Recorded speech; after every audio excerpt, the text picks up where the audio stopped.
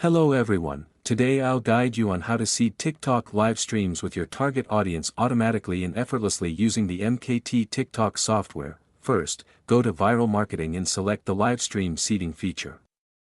Then, configure the settings as I've shown. Feel free to refer to my setup. The number of simultaneous streams you can run depends on your computer's configuration. Next, enter the comment content following the required structure. Finally, select your account, load it, and click Start. The software will automatically seed your live stream, helping to distribute it to others who are also interested in your products and services. I hope you enjoy the video, and I'll see you in the next ones. Don't forget to subscribe to support me.